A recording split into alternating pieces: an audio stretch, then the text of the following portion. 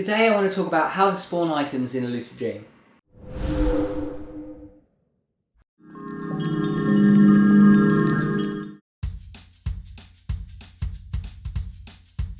So the basis of all dream control is belief. You have to have this belief that something is going to work, or you have to kind of expect it to work.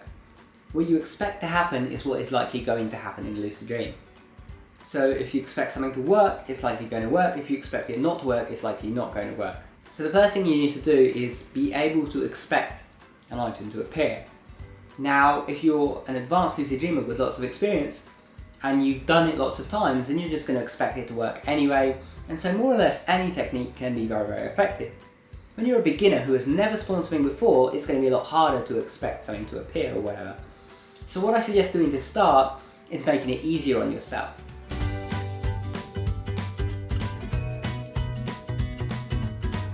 You want to set things up in such a way that you just expect that the item is going to be there. You know, just automatically expect that. You don't have to change your belief or anything. So how would you do that? Well, for example, it's going to be harder to expect an item to appear in your hands just in front of you. You're just looking at it and you just make this pen appear or something. You focus enough and the pen appears. It's going to be hard to expect that to happen.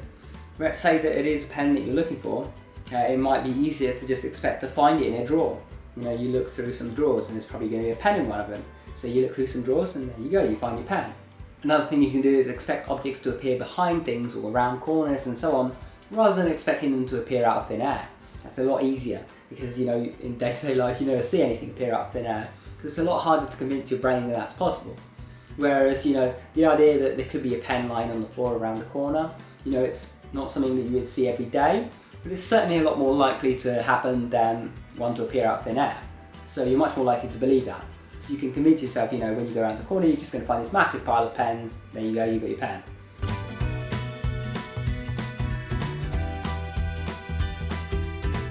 When in doubt, don't be afraid to ask for help. You can ask a dream character or you can ask the dream itself. Literally just go up to a dream character and ask them for the item that you're looking for. And you might be surprised, a lot of the time they'll actually help you and give you it. You know, especially if you're expecting them to be helpful in some way. So, you know, if there is a character in your dream that you recognise as someone from your family, friend or something like that, who is going to help you in the real world, then you would expect them to help you in the dream as well. So, you know, you say you're looking for a pen, you can go up to your friend and say, hey, have you got a pen I can borrow? Good chance that they're just going to pull one out and give it to you there and then. Boom, you've got your item. And you can also ask the dream itself.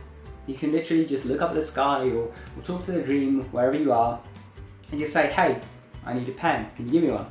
And just forget about it and start walking around, and you might find that a pen just appears somewhere. You know, you walk around the corner and there's one just sitting on a table somewhere.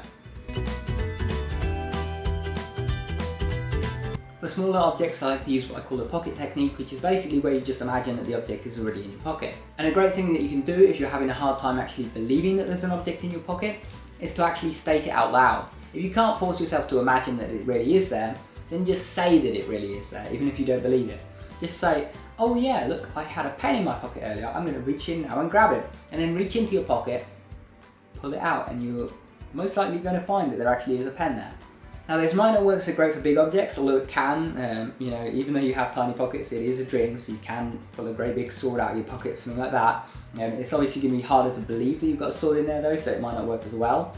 But mainly it's just for small things. If you want something relatively small, it doesn't have to be, you know, pocket size small, but relatively small, something that you could vaguely imagine could fit there, then you're able to pull it out.